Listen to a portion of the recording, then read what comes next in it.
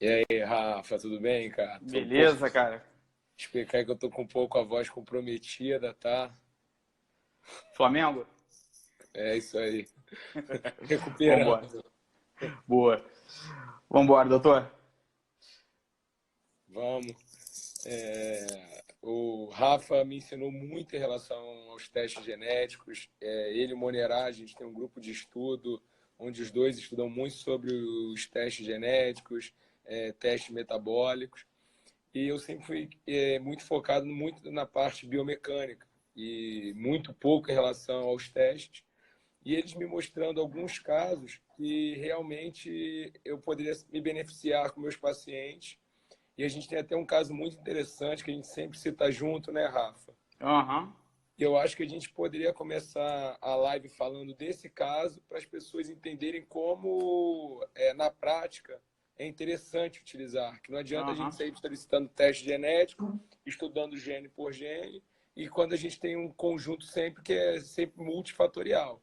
Tem a questão tanto mecânico, tem a questão metabólica, tem a questão da dieta, tem a questão do teste, e a gente vai montando o quebra-cabeça para entender sempre melhor o nosso paciente. E entender Perfeito. que, né, Aham. entender que a gente, esse é apenas mais um teste complementar. Então, assim como uma ressonância magnética, como um teste biomecânico, como uma ergospirometria, a gente vai solicitar quando tem determinada indicação, quando a gente procura encontrar alguma coisa e não sair dando tiro no escuro para ver se encontra alguma coisa que não tem repercussão clínica nenhuma. Perfeito. Então, na verdade, o mínimo de exame que a gente conseguir passar para o paciente, ser mais assertivo, melhor, né? Eu sempre falo que o teste genético ele é um teste plus. Não é para todo mundo que a gente vai pedir. A gente vai tentar eliminar outras coisas antes de pedir isso, principalmente quando é relacionado à lesão. A galera perde muito teste genético, às vezes, para parte estética, emagrecimento, para se alimentar de uma forma mais ligada ao que o gene dela diz, né? O que a parte genética dela diz. Tem alguns genes que setam se a pessoa vai metabolizar melhor ou pior um tipo de alimento. Então, para esse tipo de caso, pode ser que seja interessante pedir de cara, mas para a parte de lesão, a parte de prevenção, talvez não seja o teste que é um teste que a gente vai pedir assim como um... Tem muita coisa que a gente vai pedir antes, como talvez um achado biomecânico, como você faz, um teste, algum exame de imagem. Mas, enfim, antes da gente começar a falar do teste em si, vamos tentar entender o que é um gene. Quando a gente vai falar, a gente vai explicar o que alguns genes podem influenciar a prática clínica, tanto na parte da ortopedia quanto na parte de reabilitação. Então, o que é um gene? Na verdade, esse locus ele é composto por dois alelos, vocês vão lembrar lá da biologia do segundo grau, que tem o azão e o azinho, vocês vão lembrar disso. Na verdade, esses dois alelos eles podem se apresentar de uma forma normal ou um deles ou dois deles apresentar mutação. Quando os dois se apresentam normal, a gente chama de homozigoto. Quando os dois se apresentam anormais ou com mutação, a gente chama de homozigoto variante ou homozigoto mutante. E quando tem um normal e um com uma variação, é heterozigoto. Guardem isso, que a gente vai falar bastante disso quando a gente for falar de cada gene específico. E citando esse caso que o Asmar falou, a gente sempre fala em todas as reuniões, sempre quando tem palestra, a gente vai falar alguma coisa sobre lesão, acaba aparecendo esse caso para a gente citar. É o caso de uma cliente, paciente dele e uma cliente minha, que a gente esgotou todas as possibilidades de achar algumas dores que ela apresentava. Já tinha feito descartado problema mecânico, já tinha descartado coisa reumatológica, a gente chegou a pensar nisso.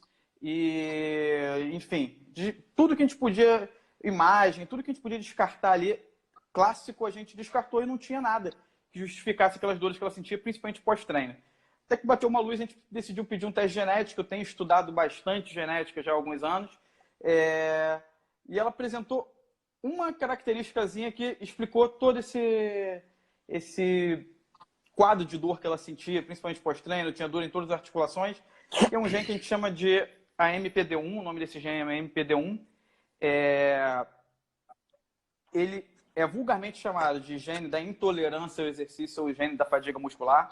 E só para vocês entenderem, a pessoa que tem os dois alelos normais, depois de um treino ela vai sentir ali um score de dor de 0 a 10, ela vai sentir um score de dor mais ou menos em 2. quando a pessoa é heterozigota, quando tem um alelo mutante e um alelo Mostrar, normal... Rafa, às vezes aqui escrito, de repente, eu não sei, de Show. repente, entendeu? De repente, se tiver como escrever, você que entende de Tá, eu tô tecnologia. sem folha aqui, mas, enfim, se tiverem alguma dúvida, vocês falam aí. Mas voltando aqui, quando a pessoa tem um alelo variante, um alelo normal, ela vai ter um score de dor de 3 de 10, mais ou menos. E quando ela tem os dois alelos variantes, ela vai ter um score de dor de 8 de 10. Ou seja, é muita dor. Muita dor. Não é frescura. Teve gente que achou que era frescura dela, não era. Na verdade, era uma coisa uma característica genética dela que impede que ela faça exercício de alta intensidade, impede que ela faça alguns tipos de exercício com muita amplitude, e a gente acabou achando isso, e com esse achado a gente conseguiu modificar a prática com ela, a clínica com ela, o próprio treinamento, e hoje em dia ela consegue já treinar fazendo as coisas que ela gosta, só que a gente adaptou um pouquinho, tem algumas estratégias que a gente pode utilizar. Então, esse é um dos casos, por exemplo, que a gente pode pedir o teste genético. E acho que o mais importante também falar que tem sido cada vez mais estudado, né, Rafa, é o papel da epigenética, né? Sim, a gente tem o gene, só que esse gene pode ser ativado ou não. A gente carrega o material genético, só que o meio que a gente vive, as influências que a gente tem, pode ser desde sono, alimentação, a gente na vida intrauterina, rotinas da mãe, isso vem sendo cada vez mais estudado, que isso pode mostrar que o seu gene pode ser ou não ativo. Tem um trabalho que eu acho muito interessante sobre isso, em relação a soldados holandeses na época da Segunda Guerra, que passavam fome durante a guerra, obviamente, e que estudos mostraram que os seus netos que estão vivos hoje têm o maior risco de terem obesidade, entendeu? Então a gente sabe que tem essa relação. Então a gente tem que saber que a gente pode ter o gene e esse gene ser ativo ou não ser ativo. Então, determinado material genético que apareça para a gente nos testes, se a gente tiver uma boa rotina de sono, dieta, descanso, periodização, a gente pode ou não ter uma repercussão melhor desse nosso material genético, sim. A gente não está fadado a ter uma determinada lesão, alguma coisa, porque a gente carrega esse gene, entendeu? Senão todo mundo tem câncer, todos nós que tivemos mães que têm câncer de mama, teríamos também. Então, a gente tem que ficar bem claro dessa ativação ou não do gene. A gente carrega o material genético, só que as nossas escolhas sim podem alterar a evolução dessa expressão. Sim, a maior parte dos genes são moduláveis, que a gente chama, né? Mesmo que a gente tenha o alelo mutante ou alguma coisa anormal no gene ou no locus, muita coisa da epigenética ou do meio ambiente ou da sua prática, da sua vida em si, né? Do que você faz no dia a dia, pode modificar isso. E é interessante dizer desse gene específico que a gente estava citando que é um gene que ele pode ficar adormecido, mesmo que ele não tenha sido modulado pela epigenética, ele pode aparecer com 20, 30, 40, 50 anos. Então, é complicadinho. Então, é bom a gente conhecer, né? Apesar de ser um exame complementar, a gente tendo isso, a gente já consegue ter ferramentas para tratar ou para, pelo menos, melhorar a expressão genética que pode aparecer ali. A gente vai falar de outros genes também, como o MMP3, ou 5A1, que são casos clássicos que a gente consegue modular, modificando algumas coisinhas dentro do treinamento. Então, é interessante que você falou sobre a modulação do gene, né? A parte epigenética também. De repente, essa parte do exame da paciente pode ser um pouco difícil de entender para quem não é da área da saúde, que esteja vendo a nossa transmissão aqui. Só que o quadro dela, toda vez que ela fazia uma atividade de maior intensidade, ela apresentava alguma tendinite, enfim, alguma dor em região. Aí a gente começa a pensar em dor miofacial, que às vezes tem muita relação, quadro de estresse, ansiedade. Só que essa dor não tinha relação com isso, porque muitas vezes essa dor melhora com uma atividade física de moderada a alta intensidade. E não era o caso dela. Quando ela estava em repouso, ela não sentia dor. Quando ela fazia atividade física de não tão alta intensidade assim, ela passava a apresentar os sintomas. A gente examinava, tem uma tendinite no cotovelo chamada de epicondilite medial.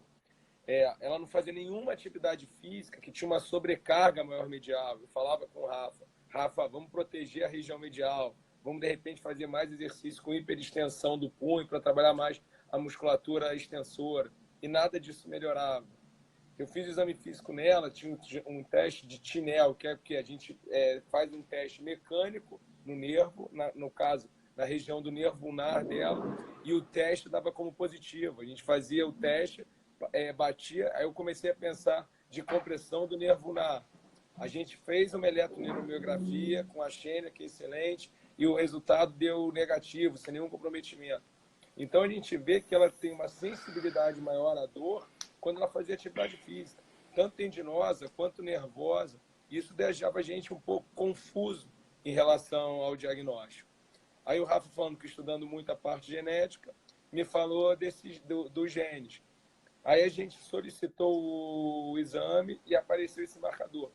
Quando a gente solicitou, a gente não achava que ia aparecer esse gene específico.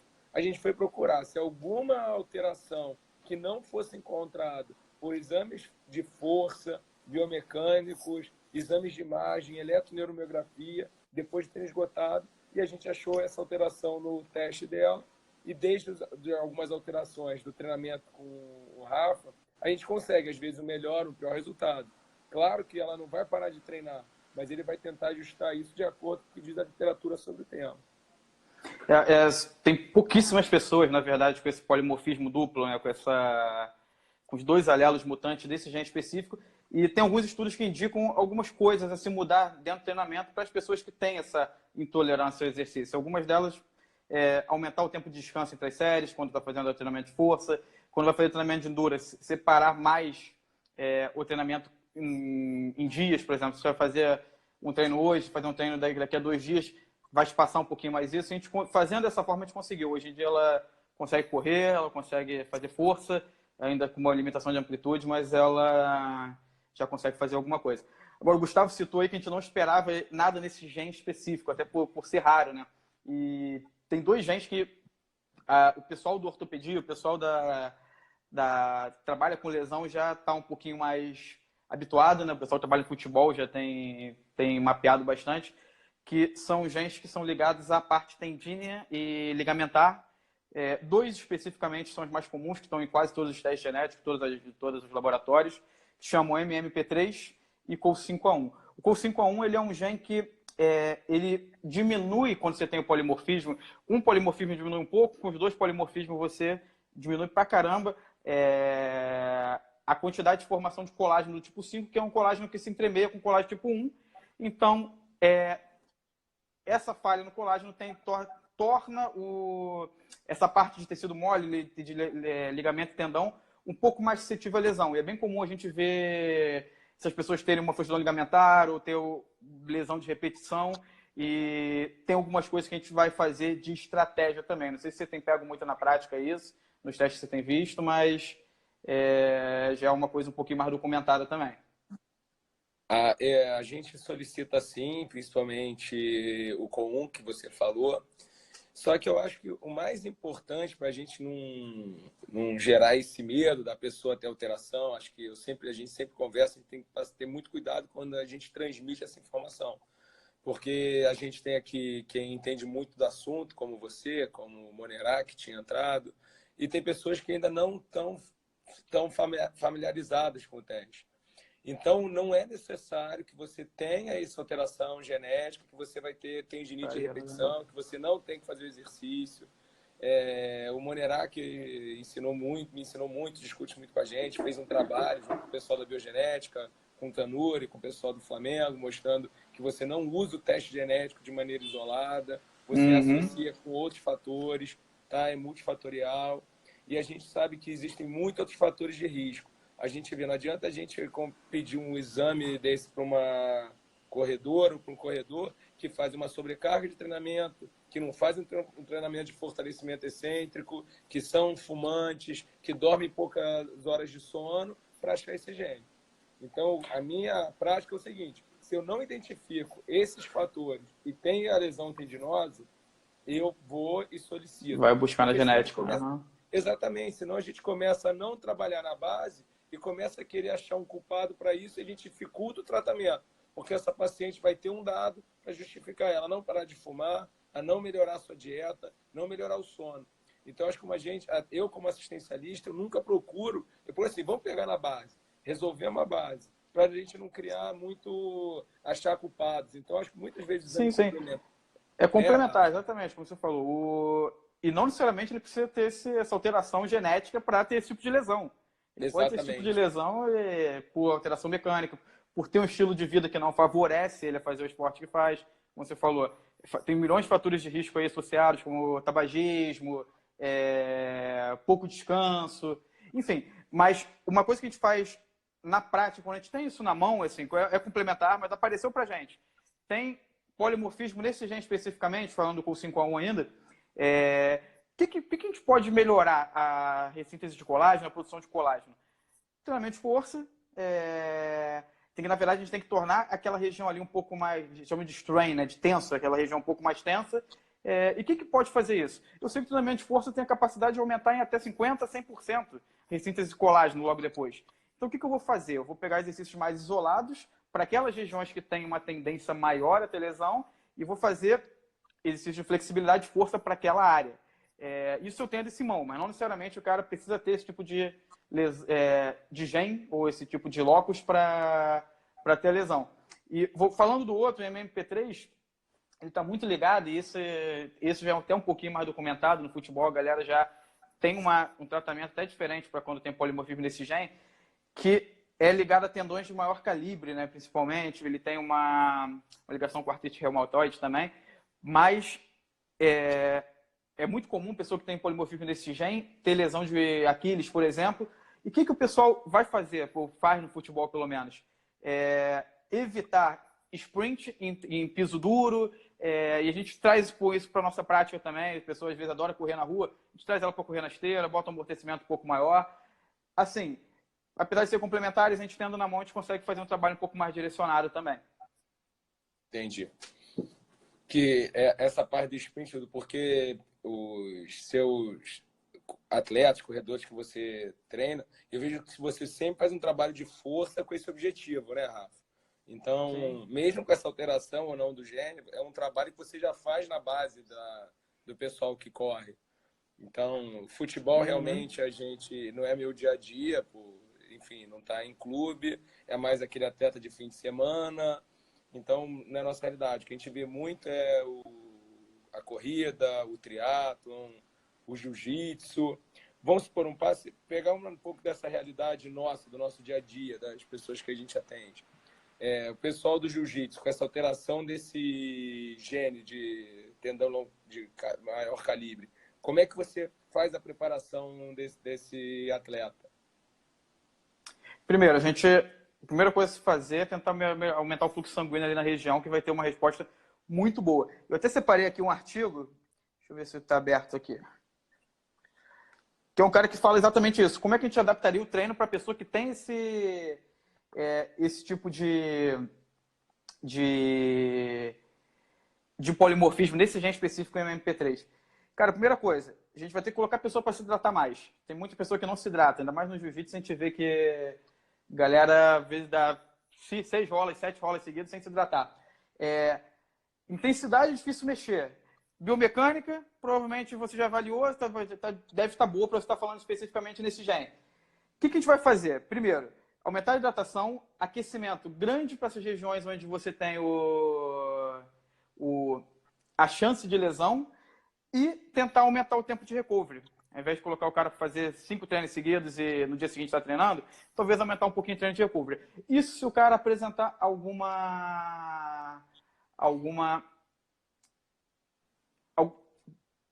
a gente achar que ele vai ter algum tipo de lesão ou apresentar algum sintoma, digamos assim. Se o cara não apresenta, a gente vai tentar manter o treinamento dele só tomando cuidado maior ali no aquecimento e na hidratação. Então, a gente pegando o esporte que trabalham muito, esse treinamento intervalado, né? Crossfit, o jiu-jitsu. O jiu-jitsu não é tão intervalado, você não tem cronometrado, mas são esses rolas com pouco descanso, de alta intensidade, descanso. Então, acho que o principal seria o quê? A parte de hidratação e o aquecimento com essa alteração genética, vocês na preparação física. Aquecimento local. No CrossFit, a gente ainda tem uma segunda variante. A gente tem um pico de impacto muito grande em algumas coisas no treinamento e quando a pessoa, às vezes no WOD tem uma corrida na rua e geralmente as pessoas fazem essa corrida com um tênis sem amortecimento algum, né? Os tênis para CrossFit são tênis que são mais flat, não tem tanto amortecimento. Então, talvez, tendo isso em mão, se a pessoa apresenta algum sintoma e tem essa alteração genética, vale a pena a gente orientar a utilizar um calçado, talvez, que tenha um amortecimento um pouco maior, ou fazer essa parte da corrida ou qualquer coisa que gere um pico de impacto maior em uma superfície, talvez, não tão dura, alguma coisa assim. Será que treinar descalço, trabalhando um pouco mais a musculatura intrínseca do pé, assim, será que seria uma boa alternativa para melhorar esse equilíbrio? Acredito que sim, em alguns casos, em alguns exercícios, mas o problema do treinamento descalço é que, dependendo se a pessoa for fazer uma corrida, por exemplo, externa, ela vai ter um pico de impacto maior até do que ela teria com aquele tênis com pouco amortecimento. Então, acho assim, para alguns tênis, por exemplo, agachamento descalço, a gente tem milhões de estudos mostrando que vai ter uma melhora, vale a pena fazer alguns exercícios, talvez até de pliometria descalço, dependendo se o chão for um pouco mais maleável, acho que pode valer a pena sim. Entendi. Ou até correr um pouco com antepé mais também, né? Aí já é uma área que é meio cabeluda de entrar, né, cara? Que tem gente que defende essa migração por causa do pico de impacto. Sim, eu acho que essa discussão que é importante. Porque às vezes as pessoas acham que vai ter o resultado do teste genético e nada vai ser feito. Então, é nisso que a gente começa a pensar. É ficar essa situação cabeluda mesmo. A gente tem diversas formas de alterar com uma determinada informação para gerar um pico de impacto menor. É isso que mostrar muitas vezes que a lesão ela é multifatorial. E a gente não vai ter todos os fatores num estudo científico. Então, a gente vai fazer tentativa e erro para aquele paciente ele ter 100% de bom resultado. Então, o que está escrito no estudo, principalmente quando a gente fala de lesão muscular, lesão tendinosa, a gente tem que procurar sempre adaptar os 100% para aquele paciente. Porque nenhum estudo consegue fazer isso de uma maneira interligada, né? A gente estuda fatores de forma isolada. E um atleta não é isolado, né? Exatamente.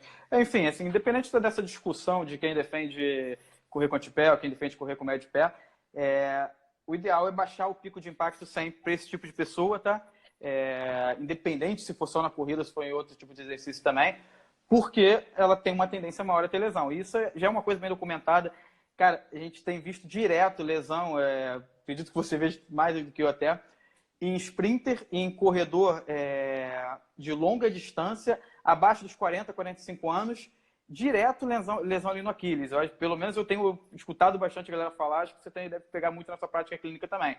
E muito disso acontece por causa de um pico de impacto muito aumentado, que a pessoa não trata, a pessoa tem uma parte muscular muito fraca, tem muita gente que corre completamente anteriorizada, ou seja, a parte posterior está sofrendo ali.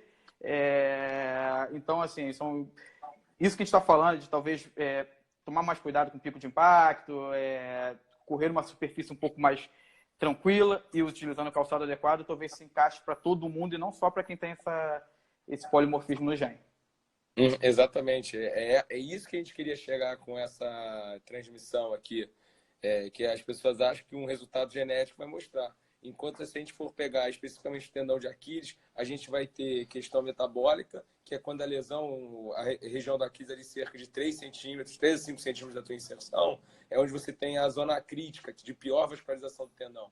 Então, se a pessoa é fumante, diabética, usa anticoncepcional, corre de uma maneira errada, tem fraqueza da musculatura da panturrilha, fraqueza da musculatura intrínseca do pé. Então, por isso que a gente, cada vez mais, a gente tem que isolar todos os fatores e nenhum estudo vai isolar todos os fatores ou combinar eles todos. Então, a gente tem que avaliar sempre todos eles e quando a gente não tiver informação, a teste genético pode trazer uma informação a mais para a gente. Eu acho que em relação a tendão, né, do MPD1, ficou bem claro isso, né, Rafa? Enfim, bem isso, né? Tanto o 5A1 e o MMP3, eles vão gerar essa preocupação maior, mas não necessariamente a gente não teria essa preocupação em uma pessoa que não tem o polimorfismo, tá? Acho que isso tem que ficar bem claro. E o MPD1, o gene lá da intolerância ao exercício, é muito raro de achar, isso que é interessante, todo mundo fica impressionado quando a gente fala disso, porque foi um achado, ninguém estava conseguindo, ela tentou várias formas de achar o que estava causando aquela dor, e isso, a resposta desse caso estava na genética. Gustavo, vamos falar só sobre mais um...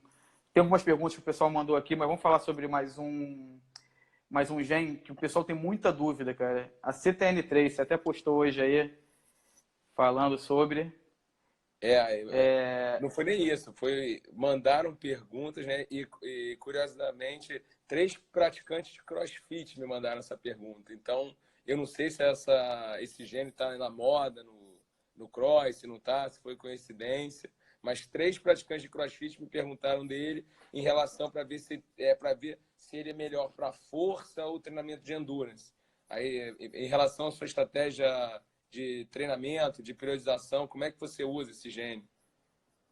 Bom, vamos lá. Primeiro, tem uma coisa engraçada ligada a esse gene, que a maior parte dos laudos de teste genético dizem o seguinte, quando você pega um polimorfismo ou não nesse gene específico. Eles falam que você tem uma maior propensão a uma maior... Tem outro nome que eles dão. Então, deixa eu achar aqui.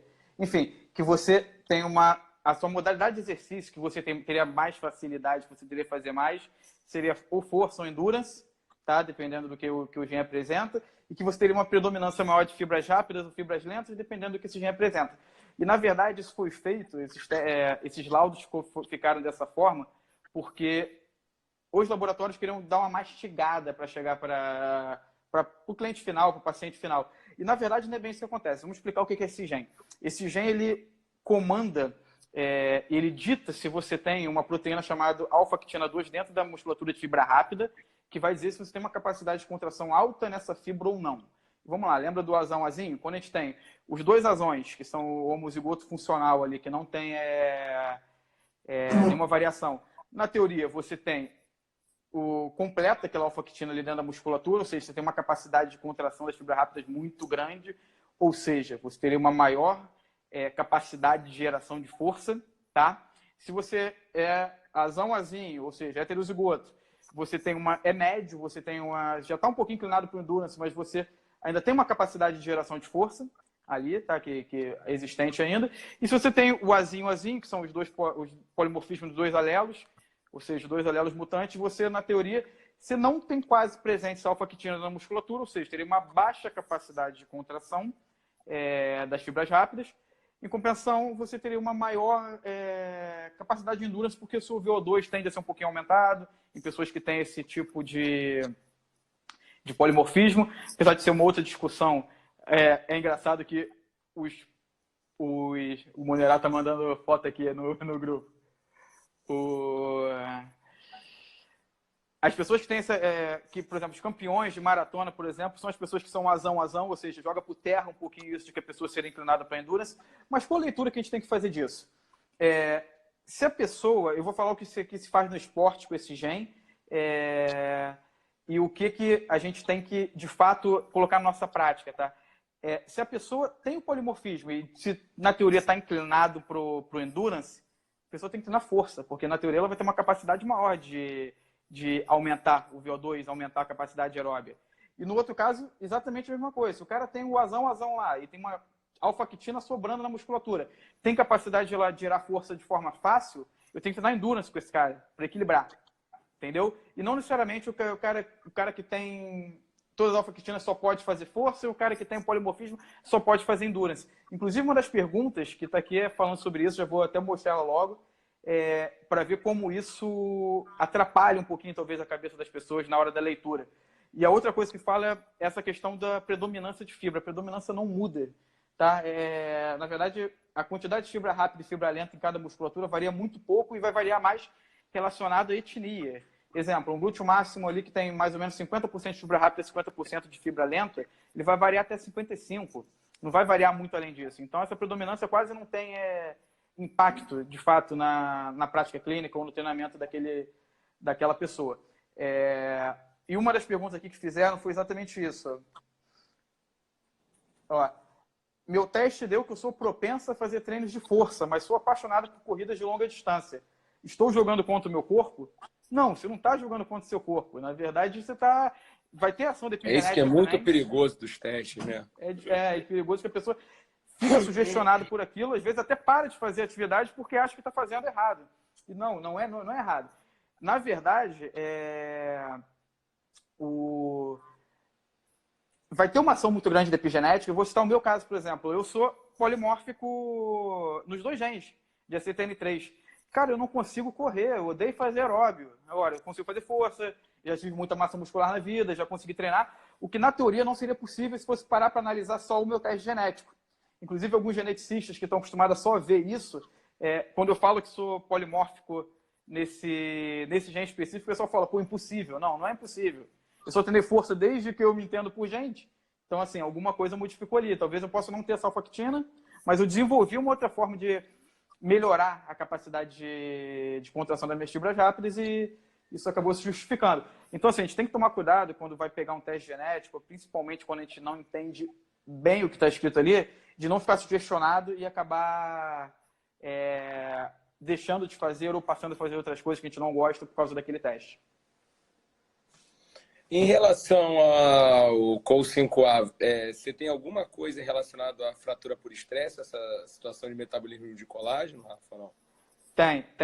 Inclusive, tem um estudo que os caras fizeram no futebol americano, que as pessoas que tinham os 2 alelos, as lesões mais comuns que eles apresentaram foram rompimentos de ligamentos, principalmente ligamentos cruzado anterior, se eu não me engano, colateral medial, dependendo da posição, e tinha alguns casos de fratura por estresse, tá? Também por... eles chamam de overreaching, né? Overtraining, que como o calendário era muito apertado, eles relacionam a isso também, mas as pessoas que tinham essa modificação no gene tiveram um histórico maior de fratura por estresse também. E tem até um caso, não sei se o Tarcísio está aí, tá assistindo a gente, mas tem um caso que a gente pegou lá na academia de uma cliente de outra pessoa, que ela teve 6 fraturas por estresse na tíbia e ela tinha esse gene, a gente foi saber depois, tá? Polimórfico. Aí entra aquilo, né? A homocisteína, que é outra alteração que a gente também vê que ninguém dosa, a gente vê que tem relação algumas vezes com uma fratura por estresse, quando a pessoa faz um nível de atividade muito baixo, que não seria justificável para fazer. Então é o que eu falo, a gente não vai sair pesquisando isso. Fratura por estresse tem diversas causas. A gente não vai focar nisso. Uma pessoa que aumentou o ritmo de treinamento mais de 30% em uma semana, a gente não vai procurar deficiência genética para essa fratura. Agora, a pessoa está correndo 2 km fazendo a fratura por estresse, tem alguma coisa errada. Tá? Então, a gente vai sempre procurar... A gente vai ouvir a história da paciente para pensar que você, como o teu caso, você tem uma alteração que é para fazer muito mais atividade de endurance, você responde muito melhor ao treinamento de força. A epigenética está aí cada vez mais forte, cada vez mais trabalhos, cada vez mais literatura sobre o assunto. Uhum. É isso, cara. A gente tem que, na verdade, uma das coisas que, para isolar, a gente acaba mexendo um pouco no volume de treino. É que foi o que você falou, cara. O cara com volume baixíssimo começa a ter alguma coisa estranha, tem que investigar. Aí pode ser parte metabólica, que a gente está vendo muita coisa agora. Você fala muito aí, o pessoal não come, quer fazer volumes altíssimos, mulherada, então, tá apresentando isso direto, os heads agora estão aí para mostrar, né? Mas eliminando todas essas causas além, pode ser que o teste genético seja uma coisa interessante. Agora, ao meu ver, uma pergunta que a gente falou que ia responder, é necessário fazer o teste genético? Na maior parte dos casos, não, para ser bem sincero. Mas em alguns casos a gente vai pedir de forma pontual para investigar uma coisa mais a fundo. Ou então, se a pessoa quiser fazer o teste genético, né? Porque existe a questão da curiosidade, tem gente que precisa de dados numéricos. Então, muitas vezes, alguns casos que clinicamente eu não vejo tanta indicação, pode se beneficiar para a gente convencer a pessoa de a gente adotar uma determinada estratégia. Só que eu acho mais importante, diferente do que acontece nos Estados Unidos, que o teste está vendido ali sem necessidade de solicitação, onde a pessoa vai ler esse teste e vai ter um xizinho ali marcando o que ele tem e o que ele não tem. Interpretar o exame é fundamental. Você tem que ter uma história clínica, você tem que saber o que você qual o seu ritmo de treinamento, qual a dieta que você está fazendo, para a gente tentar, com esse teste, procurar potencializar e não criar verdades absolutas com os resultados. Uhum. É isso, cara. Na verdade, assim, eu adoraria ter todos os testes possíveis nos meus clientes, meus pacientes, possíveis e imagináveis, só que assim, não é a realidade de todo mundo. Então, assim, para não onerar, a gente acaba escolhendo a dedo o que a gente vai pedir, não onerar não só financeiramente, mas também de tempo, né? A gente acaba escolhendo a dedo o que vai pedir, e para algumas pessoas pode ser um ótimo negócio, para outras pessoas nem tanto. Então, cabe avaliar e não ficar passando exame, teste à toa aí para todo mundo, né? E até porque aí usando outra população, não atleta, né, Rafa? A gente vê que a obesidade, a ansiedade são muito mais incidentes na população do que uma pessoa não sedentária. Infelizmente, sedentarismo, obesidade, diabetes estão muito mais presentes na população do que uma pessoa que faz atividade física de forma regular ao longo dos anos. Então, nessa pessoa, eu acho que o que a gente tem que fazer é fazer ela se movimentar. A gente tem que tirar ela do sedentarismo, criar esse hábito. E muitas vezes, se a gente fornece informações que podem aumentar essa ansiedade, pode piorar ainda mais a adesão a essa prática de uma vida mais saudável. Então, a gente também tem que tomar cuidado com o público. A gente está falando muito em relação ao atleta, ou a pessoa que está falando atividade física. Mas também ter cuidado com muita informação para a pessoa que a gente quer tirar disso. E o que a gente, muitas vezes, a gente vê, eu sou sedentário e quero fazer atividade física. A gente vê colegas pedindo milhares de testes para fazer com que essa pessoa faça atividade física de uma forma mais segura.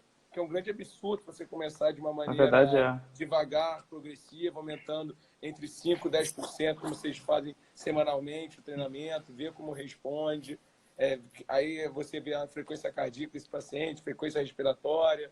Às vezes você pode pensar fazer uma ergometria, se o paciente for hipertenso. Enfim, então a gente tem que tomar muito cuidado para incentivar a pessoa a começar a prática esportiva e não criar um monte de empecilho, um monte de teste, um monte de barreira, né? Mecânico até genético, deixar essa pessoa mais ansiosa do que ela já é. Tem por exemplo, a gente está brincando até no último encontro lá na Casa Red Bull, que às vezes a pessoa vai avaliar um aluno, um paciente que acabou de chegar para a prática de atividade física e o cara chegou sem doença nenhuma, está de lá todo quebrado, né? Que o cara achou um problema no ombro, um problema no joelho. E na verdade, cara, o cara começar a atividade física, mesmo sem esse cuidado todo, talvez seja mais interessante para ele do que qualquer outra coisa. Ele vai começar de uma forma mais devagar, então não tem por que achar todo o problema tá com um desviozinho na musculatura aqui. Não pode ser, assim, não é a saída não é essa. Deixa eu passar as outras perguntas aqui que o pessoal mandou. Tem poucas. Manda. Tem uma direto para você aqui, doutor, que você que vai responder, que eu nem tenho a menor ideia. Fiz o teste genético para trombofilias e deu algumas alterações. Posso fazer atividade física? Responde. É que eu falei, tem que ver a história dessa paciente, entendeu? Então, questão de trombofilia, a gente tem que ver, principalmente mulher ou não. Aí você vê se, tem muita mulher que tem abortamento de repetição e nem sabe que tem a trombofilia. Aí você vai fazer essa investigação ao longo da gestação, entendeu? Então, a casa conceptiva, às vezes essa questão clínica não tem manifestação, a mulher fez atividade física ao longo da vida e não teve repercussão clínica nenhuma, entendeu? Então, não é contraindicar.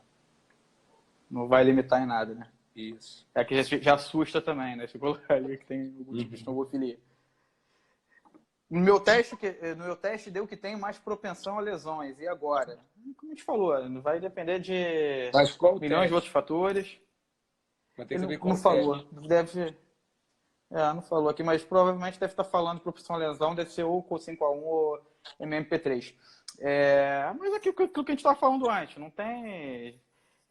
se por acaso tiver com alguma sintomatologia que possa levar a uma lesão ou que já tem uma lesão instalada, a gente vai tentar isolar para achar aquilo ali de fato. Agora, a gente tendo isso na mão, a gente vai tentar já fazer um aquecimento maior, ou aumentar a hidratação. Tem que ver também o rendimento. Tudo aquilo que a gente já falou. Tem que ver também o nível de rendimento para esse risco de lesão.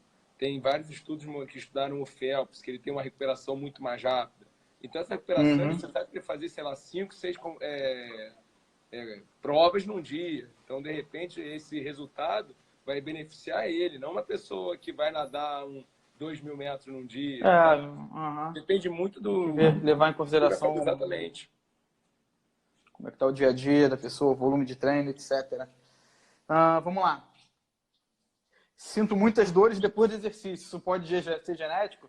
Pode. A gente acabou de falar da nossa paciente, cliente em comum aí, que a gente achou Mas aí, Rafa, alteração naquele gene, mas pode ser outras coisas também. Mas aí pergunta, que eu não consigo rolar, eu não contesto a sua experiência de ver as perguntas, eu não sei quem fez a pergunta. Agora, pergunta para ele se com que frequência ele faz, se ele faz aquele exercício de fim de semana, que ele nunca se adapta. Tem muita coisa que pode estar associada. E sempre volta com dor. Entendeu? Ou então Uhum. faz uma sobrecarga. Tem aquela pessoa que faz o treinamento de forma progressiva, respeitando o descanso de uma forma regular, ele vai ter muito menos dor pós-treino do que aquela pessoa que faz de forma intermitente, não respeitando a priorização dele. Então depende muito do caso. E aqui, pô, pergunta, cara, sabe quem fez essa pergunta? O Monerá, tá aí? Tá aí, Monerá? É até sacanagem ele fazer pergunta sobre genética, né? Pô, ele perguntou se os testes genéticos ajudam a emagrecer. Não tem nada a ver com o tema aqui, mas beleza. Ajuda, Monerá, pode ajudar. Dependendo do tipo de gordura que você quer perder, a gente pode traçar estratégias ali. Ele deve falar sobre isso no sábado, domingo. No isso que eu ia falar, aproveitar e fazer um jabá. Olha ele aparecendo aí, aproveitar e fazer um jabá aí. Ele vai dar um curso junto com o Rafa Lund, o Gustavo vai estar presente também. Sábado e domingo, não é isso, Gustavo? Isso, sábado e domingo. Super curso sobre emagrecimento. 30. Super curso sobre emagrecimento. Depois corre no perfil deles lá para dar uma olhadinha, que vale muito a pena para quem é da área, tá?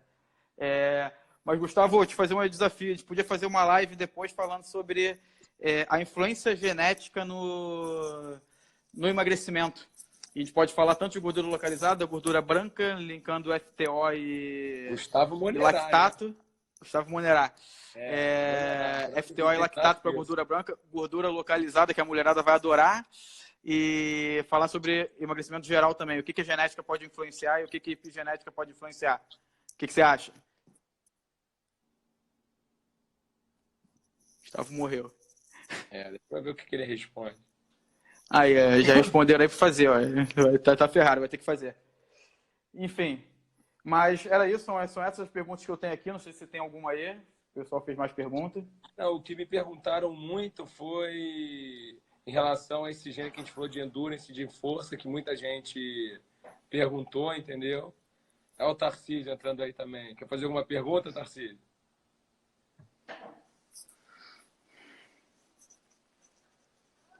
Em relação à parte de fratura por estresse, cada vez a gente estuda mais, porque a incidência tem aumentado bastante.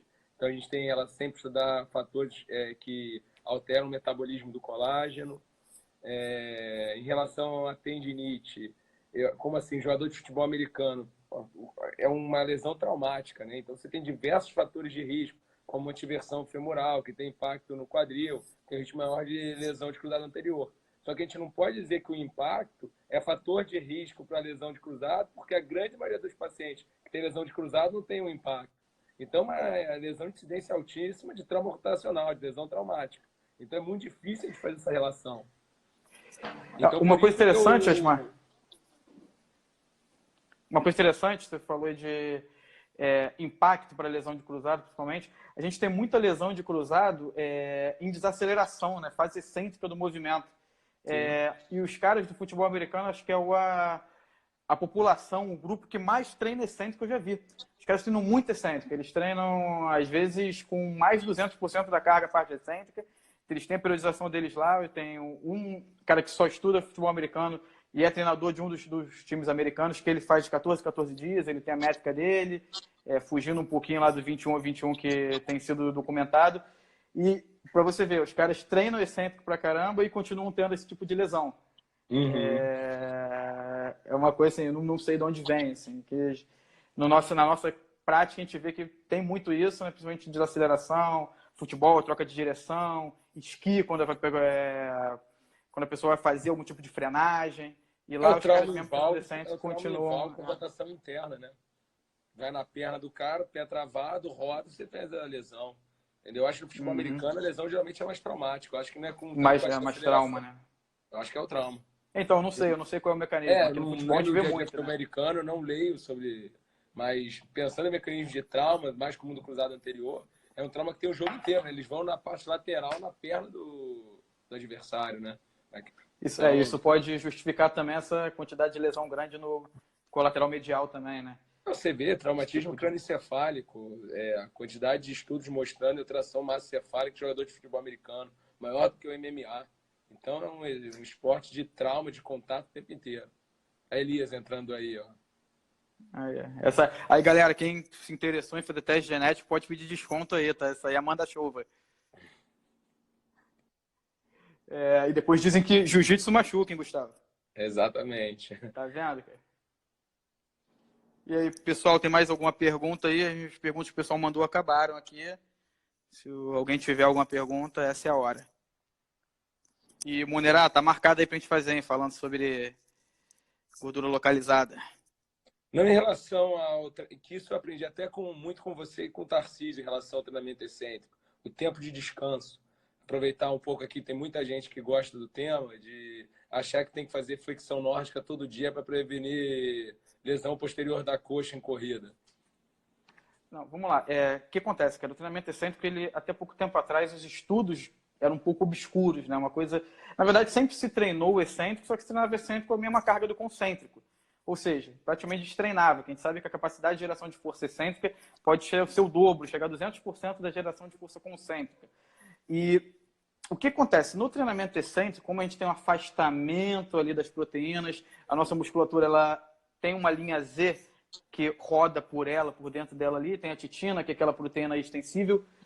No treinamento excêntrico, a gente separa essa titina, que é essa proteína extensível, ou seja, a gente está esticando a musculatura, a titina está indo junto, ela é como se fosse um elástico, e essa linha Z, ela abre, ela se embaralha inteira. Então, tem duas coisas que a gente tem que levar em consideração na hora de fazer o treinamento excêntrico. Primeiro, não é para fazer treinamento excêntrico todo dia. Os estudos separam em alguns dias.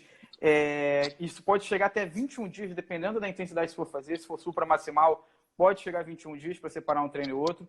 O que a gente tem feito na prática tem dado certo? Fazer semanalmente um treino excêntrico para cada agrupamento forte. A pessoa tem recuperado bem.